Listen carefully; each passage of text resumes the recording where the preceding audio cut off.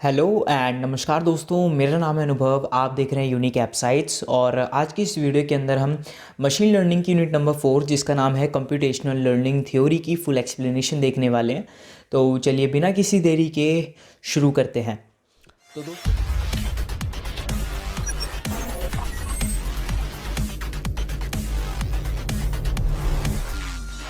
करते हैं तो दोस्तों जो यूनिट नंबर 4 है मशीन लर्निंग की, उसका नाम है कंप्यूटेशनल लर्निंग थ्योरी। और इसके अगर हम सबसे पहले कंटेंट्स की बात करें तो कंटेंट्स में सबसे पहले वही आता है जो टॉपिक का नाम, जो इस यूनिट का नाम है कंप्यूटेशनल लर्निंग थ्योरी। फिर उसके बाद हम पढ़ने वाले हैं इंस्टेंस बेस्ड लर्निंग के बारे में। फिर उसके बाद हम पढ़ेंगे KNN एल्गोरिथम के बारे में। फिर हम पढ़ेंगे रेडियल बेसिस फंक्शन के बारे में। फिर आएगा केस बेस्ड लर्निंग और लास्ट में है हमारा इंडक्टिव लर्निंग प्रॉब्लम। अब अगर हम कंप्यूटेशनल लर्निंग थ्योरी की बात करें या फिर CLT भी बोला जाता है इसको एब्रीवेशन में, तो ये क्या होती है? एक फील्ड होती है आर्टिफिशियल इंटेलिजेंस की, determines what sort of problem are learnable. जैसे कि हमें पता है कि मशीन लर्निंग जो होती है वो खुद जो होती है प्रॉब्लम को सॉल्व करती है और एक्सपीरियंस लेती है हर एक प्रॉब्लम को जैसे ही वो सॉल्व करती है। तो वैसे ही यहाँ पे होने वाला है, यहाँ पे क्या होने वाला है कि ये डिटरमाइन करती है कि किस टाइप की प्रॉब्लम्स को सॉल्व किया जा सकता है और उनसे लर्न किया जा सकता है, और किस टाइप की प्रॉब्लम को सॉल्व नहीं किया जा सकता या फिर लर्न नहीं किया जा सकता। Ultimate goal is to understand ideas of deep learning programs that can work or not. इसका अल्टीमेट गोल जो होता है, जो मेन गोल होता है CLT का, वो ये होता है कि वो जो आइडियाज़ हैं डीप लर्निंग प्रोग्राम्स के, उसको अंडरस्टैंड कर पा रहा है या फिर नहीं, या फिर काम करेगा या नहीं। फिर उसके बाद आता है आपका मर्ज। अब इसके अंदर क्या क्या चीज़ें मर्ज होती हैं? सबसे पहला प्रोबेबिलिटी थ्योरी, स्टैटिस्टिक्स, और उसके बाद आता है आपका programming optimization, information theory, calculus और जियोमेट्री।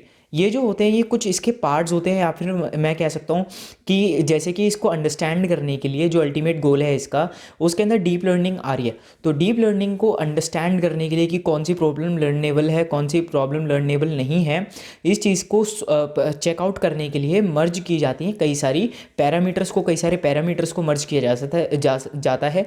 जैसे प्रोबेबिलिटी थ्योरी हो गई, स्टैटिस्टिक्स हो गई, या फिर स्टैटिकल चीज़ें हो गई, या फिर प्रोग्रामिंग ऑप्टिमाइजेशन हो गई, और इन्फॉर्मेशन थ्योरी, कैलकुलस, ज्योमेट्री। ठीक है। इट इज़ यूज टू, ये यूज़ किस चीज़ के लिए किया जाता है? Provide theoretical learning analysis. जो थ्योरेटिकल लर्निंग एनालिसिस होता है उसको प्रोवाइड करने के लिए या फिर उसको एनालाइज करने के लिए। एल्गोरिथम एक्सपेक्टेड टू सक्सीड और नॉट, कि जो एल्गोरिथम है हमारी वो सक्सीड हो पाएगी या नहीं, या फिर मैं कहूँ कि सक्सीड का मतलब क्या होता है? सक्सीड का मतलब होता है रिजल्ट दे पाएगी या नहीं। When learning can be impossible, ये जब किया जाता है जब जो लर्निंग होती है ना वो इम्पॉसिबल होती है, कि मतलब, या फिर ये भी चेक करने के लिए किया जा सकता है कि लर्निंग पॉसिबल है या नहीं है, या फिर लर्निंग इम्पॉसिबल है, ये भी चेकआउट करने के लिए यूज़ इसको किया जा सकता है CLT को। अब अगर हम कैटेगरीज़ की बात करें तो इसकी 3 ही कैटेगरीज होती हैं: सैम्पल, कंप्यूटेशनल और मिस्टेक। अगर हम सैम्पल कॉम्प्लेक्सिटी की बात करें तो इसके अंदर example needed to finding in a good hypothesis, इसके अंदर एग्जाम्पल की ज़रूरत होती है अगर हमें गुड हाइपोथेसिस है कि नहीं है ये फाइंड करना होता है। ये डिपेंड करती है साइज़ पे, एक्यूरेसी पे, प्रोबेबिलिटी में, मेथड पे। जैसे हमें पता है कि इसके अंदर हमें एग्जाम्पल चाहिए तो एग्जाम्पल का साइज़, और जैसे हम एग्जाम्पल को यूज़ कर रहे हैं तो हर बार उसकी एक्यूरेसी चेंज हो रही है या फिर नहीं हो रही है, और अगर एग्जाम्पल चेंज होगा तो एक्यूरेसी भी चेंज हो जाएगी। अगर एग्जाम्पल चेंज हो जाएगा तो प्रोबेबिलिटी भी चेंज हो जाएगी, और अगर एग्जाम्पल चेंज हो जाएगा तो मैनर भी चेंज हो जाएगा। हो सकता है कि एक एग्जाम्पल के अंदर मैनर हो 1 2 3 4, लेकिन वहीं दूसरे एग्जाम्पल के अंदर ऑल्टरनेटिव चाहिए हो 1 3 5 7, इस तरीके से चाहिए हो। तो ये वाली जो चीज़ें हैं मैनर, साइज़, एक्यूरेसी और प्रोबेबिलिटी के ऊपर ये डिपेंड करता है। फिर आता है आपका कंप्यूटेशनल के अंदर क्या होता है? पावर नीडेड टू फाइंड, मतलब कि ये जो आगे की लाइन है ना, find in a good hypothesis, ये सबके अंदर सेम आएगी आगे चल के। तो इसके अंदर सिंपल सी बात है कि कंप्यूटेशनल का मतलब क्या है कि कंप्यूटेशनल पावर कितनी चाहिए कितनी नहीं चाहिए, वो चीज़ यहाँ पे मेज़र की जाती है। फिर उसके बाद मिस्टेक की बात करें तो मिस्टेक वी मेड, मतलब जो हमने मिस्टेक करी है गुड हाइपोथेसिस फाइंड करने के दौरान, वो हमारी इस कैटेगरी के अंदर आती है। इंस्टेंस बेस्ड लर्निंग, यहीं तक थी हमारी CLT। उसके बाद आती है हमारी सेकंड टॉपिक जो है हमारा इंस्टेंस बेस्ड लर्निंग, IBL भी बोला जाता है इसको एब्रीवेशन में। अब क्या होता है दोस्तों, ये जो होती है ना, ये KNN की एक एक्सटेंशन होती है। KNN एल्गोरिथम जो होती है हमारी के नेबर नेटवर्क जो हमारी एल्गोरिथम होती है उसका ये एक एक्सटेंशन होता है। इसके अंदर कुछ ही चीज़ें एडिड होती हैं, जैसे कि इसके अंदर ये नॉइज़ इंस्टेंस दे सकती है हमारे को, मतलब ये नॉइज़ी जो रियल वर्ल्ड की जो प्रॉब्लम्स होती हैं उनके साथ ये डील कर सकता है, IBL कर सकता है, लेकिन KNN नहीं कर सकता है। ठीक है, तो एक्सटेंशन क्या है इसका, एक्सटेंशन है KNN का, क्लासिफिकेशन एल्गोरिथम का ये एक्सटेंशन है। Doesn't maintain set of abstraction of model, ये क्या मेंटेन नहीं करता है, set of abstraction. Set of abstraction क्या होता है, एब्स्ट्रैक्शन का मतलब होता है जो चीज़ें यूज़र को दिखाई नहीं देती हैं। ठीक है, जैसे कि एग्जांपल लेते हैं कि आपने गाड़ी स्टार्ट करी, तो अब आप जब गाड़ी स्टार्ट करते हो तो आपको क्या होता है कि आप गाड़ी के अंदर बैठेंगे, फिर उसके बाद आप इग्निशन करेंगे, चाबी को घुमाएंगे। अब चाबी घुमाने के बाद क्या प्रोसीजर होता है, इससे यूज़र का कोई मतलब नहीं होता, उसको बस मतलब ये होता है कि इग्निशन ऑन हो जाना चाहिए। तो अब अंदर क्या हो रहा है, जैसे कि आपने वो घुमाया, चाबी को घुमाया है, तो फिर स्पार्क होगी, स्पार्क के बाद पेट्रोल के अंदर आग लगेगी, आग लगने की वजह से जो रोटर्स है वो घूमेंगे। तो ये क्या है, ये सारा जो पार्ट है वो एब्स्ट्रैक्शन के अंदर आता है, जो यूज़र्स को नहीं पता या फिर यूज़र से हिडन है, तो उस चीज़ को ये मेंटेन नहीं करता है। ठीक है, एब्स्ट्रैक्शन को अपने अंदर मेंटेन नहीं रखता है। लार्ज स्पेस जो होता है वो इसके अंदर रिक्वायर्ड होता है। Can work with noisy instance but KNN doesn't, ये जो होता है ये नॉइजी इंस्टेंस के साथ वर्क कर सकता है, मतलब या फिर मैं कहूँ रियल वर्ल्ड एंटिटीज़ के साथ ये वर्क कर सकता है। Based on memorisation of data set, ये किसके ऊपर बेस्ड होता है, डेटा सेट को मेमोराइज करने के ऊपर, मतलब ये डेटा सेट को याद रखता है कि कौन सा डेटा सेट किस चीज़ के लिए काम में लिया गया था या फिर किस चीज़ के लिए काम में लिया जाना था। Number of parameters are unbounded and grows with size of data, जो नंबर ऑफ पैरामीटर्स होते हैं वो अनबाउंडेड होते हैं, मतलब उनकी कोई लिमिट ही नहीं होती, हम कितने भी नंबर ऑफ पैरामीटर्स को यूज़ कर सकते हैं ईजिली, और उनकी कोई भी लिमिट नहीं होती है। और जैसे जैसे पैरामीटर्स बढ़ेंगे, सिंपल सी बात है, साइज ऑफ डेटा जो है वो भी बढ़ेगा। Cost of learning process is zero, जो लर्निंग प्रोसेस की वैल्यू कॉस्ट होती है वो ज़ीरो होती है। ऑल्सो कॉल्ड लेजी लर्निंग, इसको लेजी लर्निंग भी कहा जाता है।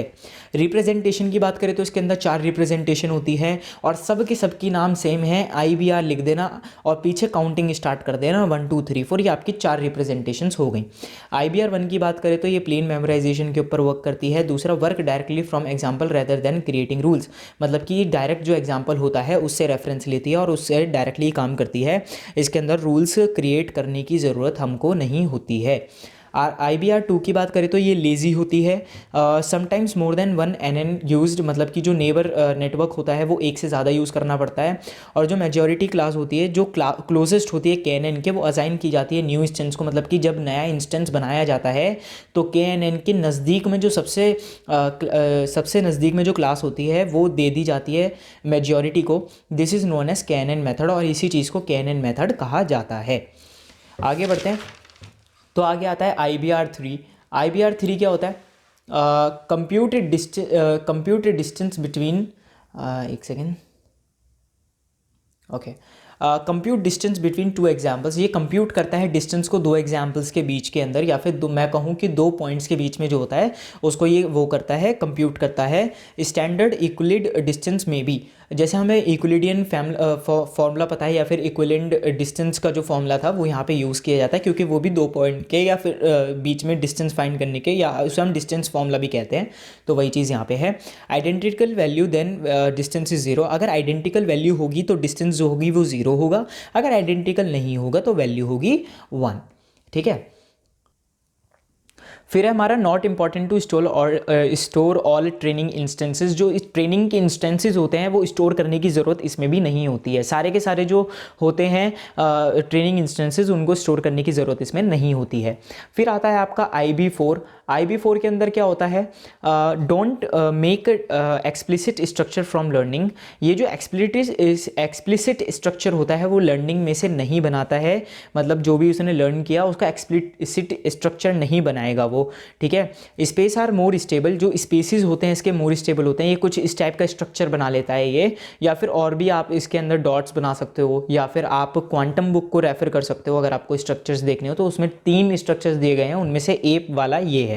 ठीक है, space are more stable with regard of class than others. जो स्पेस होता है वो ज़्यादा स्टेबल होता है एज़ कम्पेयर टू क्लासेस, मतलब इसके अंदर ग्रुप नहीं बनाए जाते हैं, इसके अंदर क्लासेस नहीं बनाई जाती हैं, जैसा स्पेस है वो ही ज़्यादा स्टेबल माना जाता है। Performance dimension of IBL, performance dimensions क्या होती हैं? सबसे पहला होता है जनरलिटी। जनरलिटी के अंदर क्या होता है? बाउंड्रीज जो बनाई जाती हैं, जो क्लासेस बनाई जाती हैं या फिर जो डेटा है उसको डिवाइड करने के लिए जो बाउंड्रीज बनाई जाती है वो कहा गया है। एक्यूरेसी एक बहुत ज़्यादा मेजर जो है वो तो करता ही है, प्ले करता है, रोल प्ले करता है। लर्निंग रेट कि किस रेट से जो हमारी एल्गोरिथम है वो लर्न कर पा रही है, या फिर जो एल्गोरिथम है वो कितनी एफिशिएंट है कि बहुत जल्दी जल्दी चीज़ों को एक्सपीरियंस को ले रही है और बहुत ज़्यादा एक्यूरेट डेटा हमें दे रही है। जो कॉस्ट है वो बहुत ज़्यादा डिपेंड करती है कि अगर कॉस्ट ज़्यादा होगी तो जो परफॉर्मेंस होगी वो कम हो जाएगी, लेकिन वहीं कॉस्ट अगर कम होगी तो जो परफॉर्मेंस है वो बढ़ जाएगी। जो स्टोरेज रिक्वायरमेंट है वो बहुत ज़्यादा होता है इसका आईबीएल का, जैसे हमने पीछे भी देखा कि KNN का एक वो होता है, एक्सटेंशन होता है। तो क्या होता है कि इसके अंदर जो स्टोरेज रिक्वायरमेंट होती है वो बहुत ज़्यादा होती है इसके अंदर, और वो भी एक परफॉर्मेंस डायमेंशन को या तो घटाती है या फिर बढ़ा देती है। फंक्शंस की बात करते हैं तो टोटल 3 ही फंक्शंस हैं। सबसे पहला है सिमिलैरिटी फंक्शन, दूसरा है क्लासिफिकेशन फंक्शन, तीसरा है कॉन्सेप्ट डिस्क्रिप्शन अपडेटर। इसके अंदर क्या होता है? सिमिलैरिटी फंक्शन के अंदर न्यूमेरिक वैल्यूड जो होते हैं उनके बीच में सिमिलैरिटीज़ निकाली जाती हैं। क्लासिफिकेशन फंक्शन की बात करें, रिकॉर्ड करता है इंस्टेंसेस को। डिस्क्रिप्शन फॉर आई क्या है यहाँ पे? ये जो है आपका इंस्टेंसेस, इसके लिए यूज़ किया गया है ये। कॉन्सेप्ट डिस्क्रिप्शन अपडेटर इसके अंदर क्या होता है? मॉडिफाई करता है कॉन्सेप्ट डिस्क्रिप्शन को। आगे बढ़ते हैं तो आगे आता है हमारे एडवांटेजेस। एडवांटेजेस जो होते हैं वो भी हमारे 5 ही होते हैं। सबसे पहला एफिशिएंट हो गया, noise resistant, rich representation, easy to understand, learning is trivial. ठीक है, फिर उसके बाद हम आगे बढ़ते हैं तो आगे आता है हमारा डिसएडवांटेजेस। तो डिसएडवांटेजेस है नीड लॉट ऑफ डेटा, इसके अंदर बहुत सारा डेटा चाहिए, इसी वजह से स्टोरेज रिक्वायरमेंट जो होती है वो बहुत ज़्यादा होती है। कंप्यूटेशनल कॉस्ट जो होती है वो बहुत ज़्यादा होती है, मतलब आप जब इसके अंदर कंप्यूटेशनल स्टार्ट करोगे तो वो उसकी जो कॉस्ट होगी वो बहुत ज़्यादा होगी। Restricted to X belongs to real number, जो एक्स है वो रियल नंबर से रेस्ट्रिक्टेड होता है। रिक्वायर लार्ज मेमोरी, इसके अंदर लार्ज मेमोरी जो होती है उसकी रिक्वायरमेंट होती है। इम्प्लिसिट वेट्स ऑफ एट्रीब्यूट्स, इसके अंदर जो एट्रीब्यूट्स के जो वेट्स होते हैं वो इम्प्लिसिट होते हैं।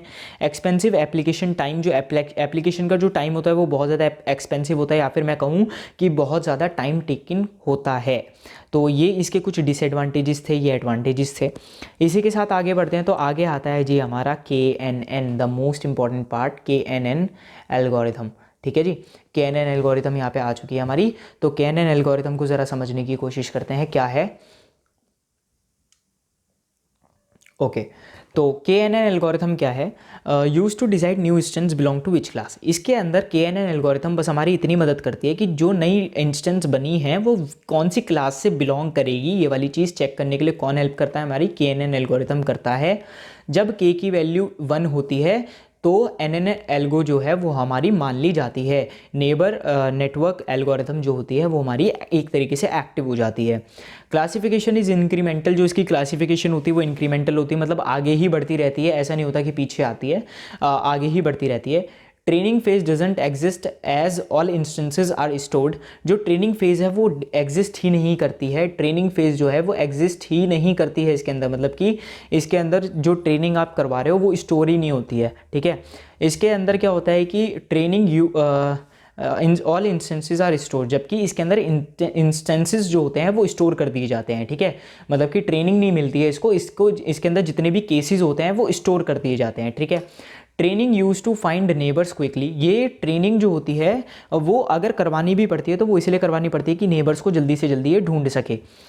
ड्यूरिंग टेस्टिंग, जब टेस्टिंग चल रही होती है तो KNN क्लासिफिकेशन एल्गोरिथम जो होती है has to find KNN of new instance, उसको KNN को फाइंड करना होता है न्यू इंस्टेंस को। Time consuming if exhaustive comparison is done, ये टाइम कंज्यूमिंग जब होता है जब एग्जॉस्टिव कंपैरिजन किया जाता है। एग्जॉस्टिव कंपैरिजन मतलब कि बहुत हार्डकोर जो कंपैरिजन होता है वो जब किया जाता है तो टाइम जो होता है वो बढ़ता चला जाता है, मतलब जैसे जैसे कॉम्प्लेक्सिटी बढ़ेगी वैसे वैसे टाइम तो बढ़ेगा ही, तो वही चीज़ यहाँ पे कही गई है। Local neighbour use to obtain prediction, जो लोकल नेबर्स हैं वो यूज़ किए जाते हैं प्रिडिक्शन को लेने के लिए या फिर प्रिडिक्शन को ऑब्टेन करने के लिए। अब इसके एल्गोरिथम की बात करते हैं तो एल्गोरिथम इसकी बड़ी ईजी सी है, ज़्यादा मुश्किल एल्गोरिथम इसकी बिल्कुल भी नहीं है। Let number of training data sample is equals to M. अब इसके अंदर क्या है, number of training data sample को आपने एम मान लेना है सबसे पहले, और कोई भी अननोन पॉइंट है उसको पी मान लेना है। ठीक है, चार पार्ट की है, बस 4 पॉइंट्स की है। सबसे पहले स्टोर करो ट्रेनिंग डेटा सैंपल को एक एरे के अंदर, और जो एरे है वो टपल की फॉर्म में शो किया जाएगा। ठीक है जी, सबसे पहले आपको जो डेटा है, ट्रेनिंग डेटा है, उसको आपको एरे में डाल देना है। एरे में डालने के बाद वो जो एरे है वो टपल की फॉर्म में होना चाहिए। टपल की फॉर्म में मतलब कि ऐसे एक की होती है, एक वैल्यू होती है। हमने पहले भी डिस्कस किया था कि जो टपल होता है उसके अंदर एक की होती है, एक वैल्यू होती है। तो ये एक तरीके से ये की हो गई और ये क्या हो गई, वैल्यू हो गई। ठीक है, चलिए, for I is equals to theta to M, इसके अंदर हम एक तरीके से for I is equals to theta to M, मतलब कि एक तरीके से हमने एजम्पशन कर लिया कि ये 2 पॉइंट है और इन दोनों के पॉइंट के बीच में हमें क्या करना है, डिस्टेंस फाइंड करना है। और डिस्टेंस फाइंड करने के लिए हम इक्विलिडियन डिस्टेंस का फॉर्मूला जो है वो यूज़ करते हैं, और यहाँ पे हमने फॉर्मूला लिख दिया है डी डिस्टेंस एरे आई और पी के बीच में जो है हमें डिस्टेंस फाइंड करना है। मेक सेट एस ऑफ के स्मॉलेस्ट डिस्टेंस ऑब्टेन्ड, एक सेट बना दो कि के से आपको स्मॉलेस्ट डिस्टेंस कितना मिला। Each distance corresponds to already classified data point, और जो हर एक डिस्टेंस होना चाहिए वो एक क्लासिफाइड डेटा पॉइंट तक हमें पहुंचाना चाहिए। ठीक है, return majority label among S, जो मेजॉरिटी लेबल है उसको एस के अंदर क्या कर दो, रिटर्न कर दो। बस ये 4 पॉइंट की हमारी एल्गोरिथम थी और ये इजीली निपट गई। ठीक है, अब हमें पता है कि हमारी KNN एल्गोरिथम क्यों यूज़ होती है। KNN एल्गोरिथम का बस इतना काम होता है कि जो नई इंस्टेंस बनी है उसको क्लास तक बताना, और वो हमने बता दिया। बता कैसे दिया, इसके अंदर हमने ट्रेनिंग सैंपल्स डाल दिए। ट्रेनिंग सैंपल्स के हिसाब से हमें ये पता चल गया कि हाँ जी चलो जी हमारा इंस्टेंसेस आ गए। इंस्टेंसेस के हिसाब से हमें प्रिडिक्शन करनी है। अब क्या हुआ कि ये जो पॉइंट हैं, ये जो थीटा और एम है, इसके अंदर जो प्रिडिक्टेड जो वैल्यूज़ होंगी वो डाली जाएंगी। प्रिडिक्टेड वैल्यूज़ के हिसाब से जो है एक वो डिस्टेंस पता लगाया जाएगा, और डिस्टेंस जो होगा वो एक क्लासिफाइड डेटा पॉइंट को अगर एरो कर रहा है, पॉइंट आउट कर रहा है, देन उन वैल्यूज़ को हम लेबल्स के अंदर रख देंगे। अगर नहीं कर रहा होगा तो हम दोबारा से रिकर्सिवली फाइंड आउट करेंगे और हम दोबारा से उसके अंदर रख देंगे। जब तक हमें वैल्यूज़ फाइंड हो रही हैं, जब तक हम डेटा पॉइंट को जो है पॉइंट आउट करते रहेंगे। ठीक है, चलिए एडवांटेजेस की बात करते हैं। No training period, lazy learners, इसके अंदर कोई भी ट्रेनिंग पीरियड नहीं होता है, जैसे हमें पता है। इसके अंदर डायरेक्टली इंस्टेंसेस को डाला जाता है, इसी वजह से इसको लेजी लर्नर भी कहा जाता है। एक्यूरेट होता है जी ये, और इजी टू इंप्लीमेंट होता है। डिसएडवांटेजेस की बात करें तो इसके अंदर सबसे पहले doesn't work with large data set, जो लार्ज डेटा सेट होता है उसके साथ ये बिल्कुल भी काम नहीं करता है। Doesn't work with high dimensions, high dimensions के साथ भी काम नहीं करता है। नीड फीचर स्केलिंग, इसके अंदर फीचर स्केलिंग की ज़रूरत होती है, जैसे स्टैंडर्डाइजेशन हो गई या फिर नॉर्मलाइजेशन हो गई, इन दोनों की इसको ज़रूरत पड़ती है। Sensitive to noisy data, sensitive होता है नॉइजी डेटा के लिए, मतलब कि KNN जो है वो रियल वर्ल्ड डेटा के साथ डील नहीं कर सकता। ठीक है, मिसिंग वैल्यूज़ एंड आउटलायर्स, जो मिसिंग वैल्यूज़ होती हैं और आउटलायर्स होते हैं उनके साथ भी ये काम नहीं कर सकता। अगर आपकी मिसिंग वैल्यूज़ KNN के अंदर पाई जा रही हैं तो आपको उन्हें मैनुअली फाइंड करना पड़ेगा, ऐसा कोई सा भी तरीका नहीं है कि ये खुद से फाइंड कर लेगा।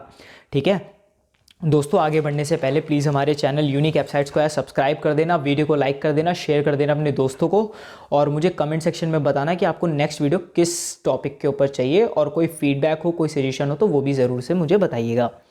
नेक्स्ट टॉपिक जो आता है वो है हमारा रेडियल बेसिस फंक्शन, RBF भी बोला जाता है इसको।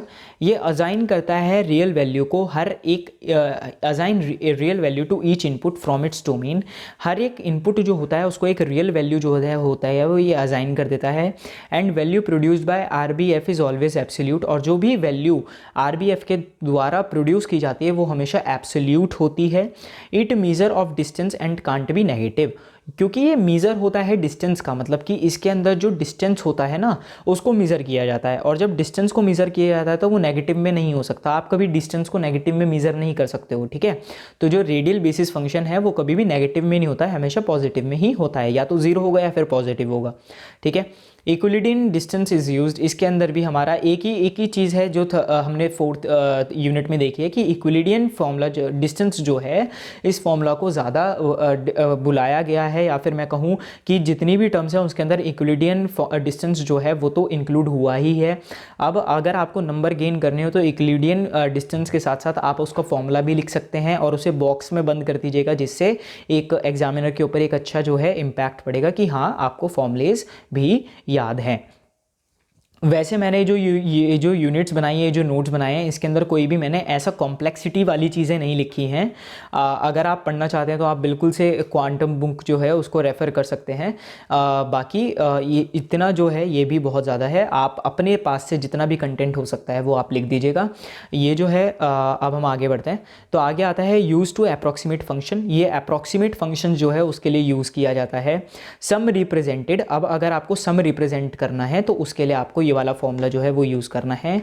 वाई एक्स सिग्मा के ऊपर एन है, आई इजिकल्स टू 1 से स्टार्ट होगा, omega I phi mod X minus X I mod. ठीक है, तो ये इस तरीके से आप रिप्रेजेंट कर सकते हो सम को। एक्ट्स एज एक्टिवेशन फंक्शन, ये एक्ट करता है एक्टिवेशन फंक्शन की तरह। मतलब कि ये एक्टिवेशन फंक्शन मतलब कि जैसे ये कॉल होगा या फिर रन होगा तो तुरंत कुछ ना कुछ फंक्शंस जो हैं वो एक्ट करने लगेंगे, एक्टिवेट हो जाएंगे, काम करने लगेंगे। ठीक है, आर्किटेक्चर की बात करें तो इसके 3 आर्किटेक्चर लेयर्स होते हैं। सबसे पहला होता है इनपुट लेयर, दूसरा होता है हिडन लेयर और तीसरा होता है लीनियर आउटपुट लेयर। जो इनपुट लेयर होती है वो वेक्टर होती है रियल नंबर की। मतलब कि जो इनपुट नंबर होते हैं उनको रियल नंबर, जो इनपुट वैल्यूज़ जो होती हैं, इनपुट जो होता है उसको रियल नंबर वेक्टर से डिनोट किया जाता है। या फिर हम कह सकते हैं कि एक्स यहाँ पे हो गया input, belongs to real number. ठीक है, X belongs to real number, ये आपका हो गया इनपुट। फिर उसके बाद आउटपुट की बात करते हैं तो the output is scalar function of input vector. जो इनपुट वेक्टर का स्केलर फंक्शन निकलेगा वो आउटपुट होता है। ठीक है, सिंपल।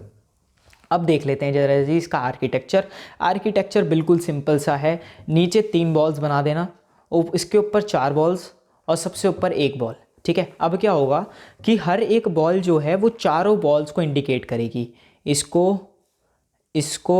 ठीक है, आप एरो को देखते रहिएगा, मैंने सारे एरोज बनाए हैं वैसे तो, इसको एंड देन इसको।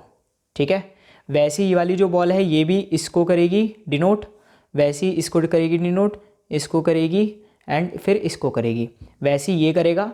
अब क्या होगा कि सारे के सारे जो बॉल्स हैं वो एक दूसरे को चारों को करेंगे। एंड जो नेक्स्ट जो लेयर है हमारी, ये वाली जो लेयर है, ये वाली लेयर सिर्फ एक एक एरो जो मेन है उसको रिप्रेजेंट करेगी। अब अगर हम इसको डिफाइन करें तो ये क्या है, आउटपुट y है। ये जो एक सिंगल बॉल है ये आउटपुट y है। ये जो एक सिंगल एरोज हैं ये है लीनियर वेट्स। ठीक है, ये जो बीच वाली लेयर है जिसके अंदर 4 बॉल्स हैं इसे हम बोलेंगे RBF, रेडियल बेसिस फंक्शन। और ये वाली जो वेट्स हैं जो एक दूसरे के अंदर बहुत ज़्यादा कॉम्प्लेक्सिटी क्रिएट करे हुए हैं, इन्हें हम बोलेंगे वेट्स। ऊपर वाले लीनियर वेट्स, नीचे वाले वेट्स। ठीक है, और जो लास्ट में 3 बॉल्स हैं वो हैं इनपुट x। ठीक है, आप ज़्यादा भी बना सकते हो, आप अपने हिसाब से जैसे भी आप कंफर्टेबल हो कि एग्जामिनर समझ जाए। ये जो है मैंने छोटे सीरे में बनाया, लेकिन आप आधे पेज में भी इसको ले जा सकते हो अगर आप चाहते हो तो। ठीक है, केस बेस्ड लर्निंग एल्गोरिथम जो है उसके अंदर क्या होता है कि इनपुट एज ट्रेनिंग केसेस, जो इनपुट होता है वो ट्रेनिंग केसेस की तरह होता है। And output as concept description, मतलब जो ट्रेनिंग केसेस होते हैं उन्हें इनपुट की तरह दिया जाता है, और जो आउटपुट में डिस्क्रिप्शन होता है ना, मतलब कि जो एक तरीके से आप हाइपोथेसिस कह सकते हो, वो जो है वो कॉन्सेप्ट का जो डिस्क्रिप्शन है वो आपको एज एन आउटपुट मिलता है। ठीक है, use to generate prediction of goal, जो प्रिडिक्शन होती है गोल की वो आपको जनरेट करने के लिए ये यूज़ में ली जाती है। मतलब कि आप ट्रेनिंग केसेस को दोगे, ट्रेनिंग केसेस के हिसाब से आपके जो है कॉन्सेप्ट डिस्क्रिप्शन बनाया जाएगा कि अच्छा जी ये वाला जो आपने ट्रेनिंग केस दिया है ना, इसके अंदर ऐसे ऐसे ऐसे ऐसे काम हुआ था, तो अब इसकी जो प्रिडिक्शन निकल के आएगी, जो जिस तरीके से काम होना चाहिए वो ये होना चाहिए। ठीक है, तो इस तरीके से आपकी केस बेस्ड लर्निंग एल्गोरिथम काम करती है। डिस्टिंग्विश बाय प्रोसेसिंग बिहेवियर, इसके अंदर क्या होता है, अगर आपको डिस्टिंग्विश करना हो बिटवीन ट्रेनिंग केसेस तो प्रोसेसिंग बिहेवियर देखना होगा। क्योंकि एक्चुअली क्या होता है, जो ट्रेनिंग केसेस होते हैं वो डिफरेंट होते हैं। हो सकता है जो ए ट्रेनिंग केस हो वो बी में डिफरेंट हो, सी में डिफरेंट हो, डी में डिफरेंट हो। तो अब क्या होता है कि जो जैसे ट्रेनिंग केसेस वैसे प्रोसेसिंग बिहेवियर, जैसे हमने पीछे भी डिस्कस किया था कि जिस हिसाब से हमारे ट्रेनिंग केसेस होंगे उस हिसाब से हमारा जो मैनर होगा सॉल्व करने का। जैसे हमने पीछे देख लेते हैं एक बार जल्दी से, तो यहाँ पे क्या था, हमारी सैम्पल कॉम्प्लेक्सिटी थी। सैम्पल कॉम्प्लेक्सिटी के अंदर हमने साइज एक्यूरेसी प्रॉब्लम वो दैट एग्जाम्पल के ऊपर ये जो थी ये डिपेंडेंट थी और ये गुड हाइपोथेसिस को फाइंड करने के लिए काम में ली जाती थी। तो इसके अंदर भी डिपेंडेंट किस किस पे थी, साइज एक्यूरेसी प्रोबेबिलिटी और मैनर के ऊपर डिपेंडेंट थी। तो अगर एग्जाम्पल चेंज हो गया तो ये सारी चीज़ें चेंज हो जाती थी। तो वैसे ही यहाँ पे है, यहाँ पे अगर बाई चांस आपका जो ट्रेनिंग केस है वो चेंज हो गया तो यहाँ पे आपकी जो प्रिडिक्शन है वो भी चेंज हो जाएगी और प्रोसेसिंग बिहेवियर है वो भी चेंज हो जाएगा। डिसएडवांटेजेस की बात करें तो डिसएडवांटेजेस हैं कंप्यूटेशनली एक्सपेंसिव।